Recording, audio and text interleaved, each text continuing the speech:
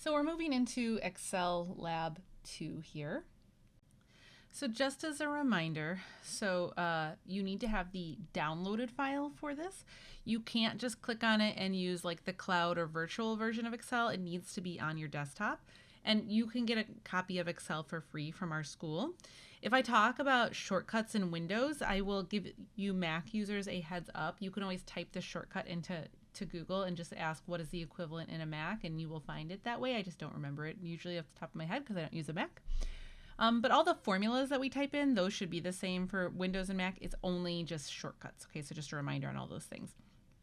So let's move into the next tab here. So we're going to be working with frequency here. And so first things first, I just want to practice a frequency table, and then we're going to do two others that are actually like in your notes. So for this frequency table, so I have the frequency of each particular data point in this case. And so I just want to remind you as to how do we get to relative and cumulative frequencies. So we're going to do this 3 times together, so hopefully you feel pretty confident about it at the end. So first and foremost, to get to relative frequency, so relative frequency requires that you divide always by the total number of frequency. So what I'm going to do to start is I'm going to make a total column here, and I'm going to sum up all of these numbers. So you should remember how to kind of get this party started, if you will, with a formula. So remember, to write a formula, I start with an equal sign, otherwise Excel will not calculate anything. And in this case, so I want to sum up a list of numbers, so I'm going to use the sum formula. And you might remember you have the option to either click on the word sum or just write an open parenthesis. And in this case, the sum formula is just asking us now, what are we trying to sum up? And that would be just these frequencies here. So just a couple of reminders. You want to make sure you have the white cross. So I usually just click in the middle of the cell. You can leave your finger on the mouse and drag down to the bottom. So I have now selected just these. You don't want to go past any farther, right? So Excel will let you go past farther and then you will get an error. So you have to select exactly what it is that you need. If you go down farther, so I'll just show you what happens if I accidentally select too far. It barks at me and says you have a circular reference. So circular reference means you're referencing the cell that you're in, so I don't want to do that. So I just want to make sure that I'm selecting exactly what I want summed up. And then I am going to center this. So I'm going to click center here just because I think it looks nicer. So now I have my total, and now I can go ahead and fill in my relative frequency. So the thing to remember about relative frequency is now it's just each frequency divided by the total. And so if you remember what we were working on in Excel Lab 1, that is, since we're always dividing by the same thing, this is an instance where we would want to lock stuff. So this is just a division problem. So first I will click on the cell that I want to write my formula in. I'm going to write an equal sign. Okay, so that will trigger that I'm trying to do a computation. And I'm going to start with the current frequency that I'm in, and I want to divide by 18. Now, you can see here that it's giving me a decimal. And so I just want you to watch me for a second. So I'm going to make a mistake, and I want you to tell me what mistake I made. So what I'm going to do is so I've got my formula. So this is the formula that I want. And what I'm going to do now is just watch me. I'm going to drag it down. And now it's telling me that I have a divide by 0 error. Okay, so it's important when this happens, you have to stop and think and troubleshoot. Okay, so especially since this is a virtual class, like you have to figure out some of these errors on your own. So if something like this happens to you, you probably entered the formula incorrect and you're just looking for the error. And the easiest way to start by figuring this out is to just click on the formula bar. And you can see here that the denominator, I don't want that reference to move, right? I want this to always stay 18. So I made an intentional error because it's a really common error that I see when I teach this. So I'm going to go back to my original formula. I deleted everything else out. I want this 18 to stay locked. And so how did we lock a reference? Well, we just used the dollar signs, right? So I can put a dollar sign in front of the B and a dollar sign in front of the 15. As a friendly reminder, so I talked about this in the last video, but I'm going to keep bringing it up. You can also you have to make sure your mouse is on the B15 reference, the 18 that I'm trying to divide by. You can also hit the F4 key in Windows, and that will auto lock everything so that you don't have to type little dollar signs.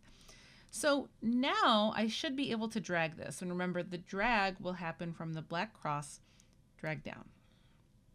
Okay. And now if I click on any of these, I can see that everything's being divided by 18. So we're happy here.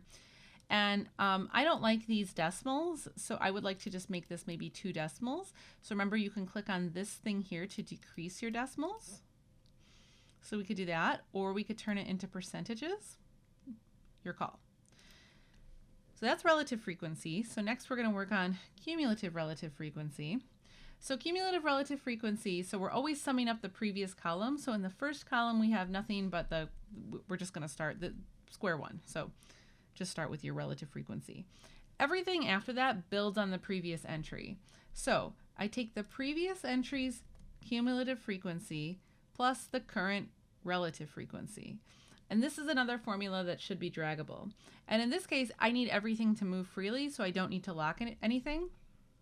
So again, notice I referenced the previous plus the current relative frequency. So I should be able to just copy this down. And I can see here that these summed to 1 or 100%, so I know I did this right. And so I can click on any one of these. So see how I'm summing up the current relative frequency plus the previous cumulative frequency, so that is correct. Also, just as a little reminder here, I'm going to keep reminding you of just really common things people forget. If you decide you don't like the percentages, you can always select all of them, and you can go up to this box up here and you can switch it back to just a number. So, or you can switch it to general. So if I switch it to general, it's going to give me these gross looking decimals. If I switch it to number, it will automatically just truncate to 2 decimals. So you do you, okay? All right, so that is one practice. So let's do another one together. So this one I copied out of the book, so just the pasting got a little funny. Okay, so it's the same thing, okay?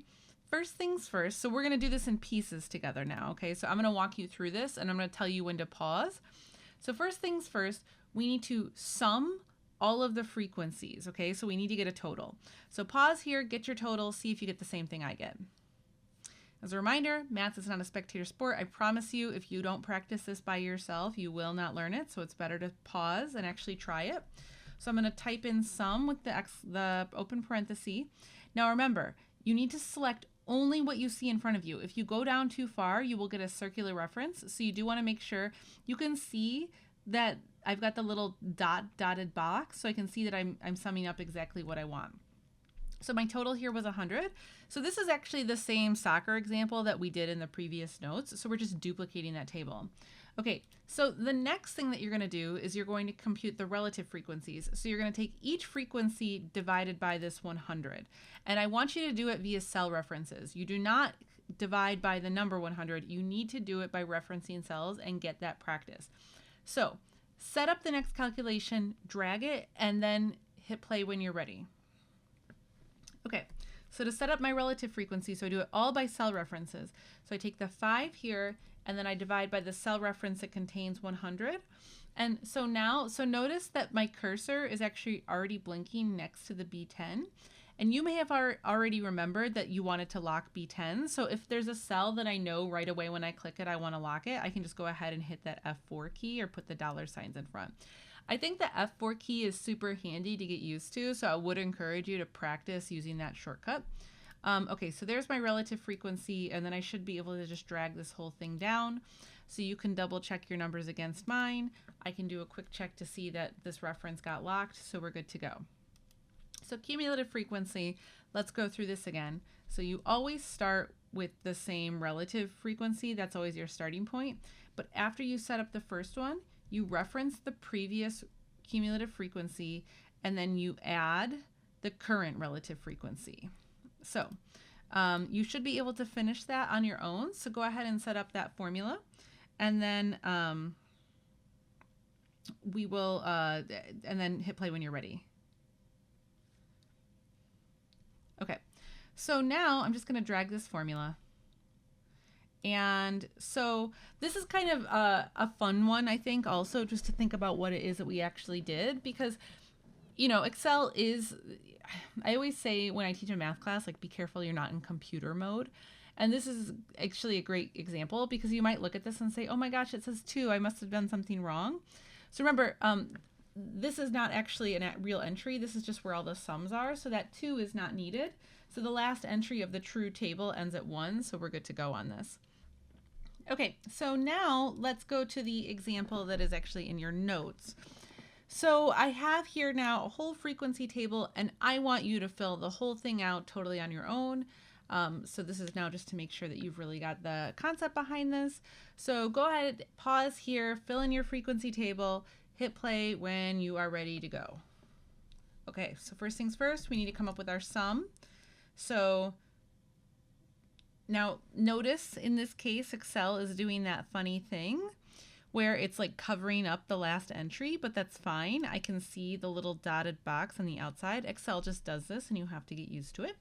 So I'm going to close the parenthesis there. So you should have 70. So let me double check this so I can see now that those are all the numbers for my employees. So I'm good to go. For my relative frequency, so now I'm going to take 2 divided by that 70, and I'm going to lock the 70. So I put a $sign next to both the B and the 14 in this case. And so this is now auto formatted to percentages. So that's fine. It could be a percentage or a decimal, doesn't matter. For my cumulative frequency, I start with the first entry from relative frequency, and then I reference the previous cumulative frequency plus the current relative frequency. So now I can just double click, fills everything in, bada bing, bada boom, we're good to go. And so from here, you should be able to answer a series of questions that are found in the notes associated with this example. So I would say maybe take a look at those questions. I'll meet you up over there and we'll finish it. So I decided just to make this a little bit easier to work with, I just pasted the questions that we have from the notes in here. So I'm going to use this table to help me answer these questions. So the first question is, what is the cumulative frequency for years of service between 30 and 35? So this question is actually a little bit odd in how it's worded. So it wants you to accumulate all the frequencies between 30 and 35. So you might be thinking, oh, it wants me to sum up the cumulative frequencies, but that doesn't make sense because cumulative frequency by its nature, it is a sum, right? So here is what I am looking at. It's really what this question is getting at is it wants me to, let me see, it really just wants me to add up these relative frequencies. So it's the accumulation, the cumulative effect of all the frequencies between 30 and 35. And so now, so I'm going to just note here 30 to 35. So I can go ahead and just do a sum, of course. So if we do a sum, that's one way to get to this. So this is going to give me 77.1%. So I can go ahead and note that here. So 77.1%. Okay, but I'm going to show you now another cool little shortcut you can use in Excel. So instead of having to write out this sum formula, so at the end of the day, really what I needed to know with this was I just needed to know what does this sum to. I don't actually care about writing out the formula. So Excel has a built-in feature because this is a really common thing people want to do with Excel is just sum up things. So here's what I'm going to do. These numbers here, I just select them, okay? So I use a little white cursor to select them. And notice here in the bottom of the window, so Excel, anytime you select a set of numbers, it always does this. So the average of these numbers is 12.9%. The count, so how many did I select? That was 6 numbers. And the sum of them is 77.1%. So you don't actually have to go through and write out a sum like this if you just need a quick and dirty answer like we did here. Okay, so the next question is, what is the relative frequency for 30 years of service? So that is now just asking for this frequency here of 15.7. So that's just making sure you understand what that's asking for. The next question is, what is the relative frequency for 30 years of service or less? So that includes 30. Okay, so I am now going to reset the colors on this because I don't really need these. These aren't helping me anymore. So 30 years or less, so we're really talking about from here backwards, right? And so since I just need to know what is the sum of these frequencies, that is going to be 38.6%. that's what it's going to be. So again, just as a reminder, so I sum those up. I can see down here 38.6, so I can just take that number. I don't have to do anything else. And then what is the relative frequency for 25 years of service or more? So that is going to be 25 years of service or more. That's going to be from here to here. So that's going to be 97.1%. And actually, I just, oops, let's see, 97.1%. So this is asking for relative frequency. But I will also say, one thing I've noticed is sometimes the book might also be asking for raw frequency. So what if I wanted to ask this same question? So if I wanted to ask as raw frequency, so what is the count? So if I wanted just 25 years of service or more, I could also come over here, right, and just sum these up, and I see I get a sum of 68. 68 out of 70. So that would be another way that I could do that. Okay, so that is it for that one, guys. I'll see you in the next video.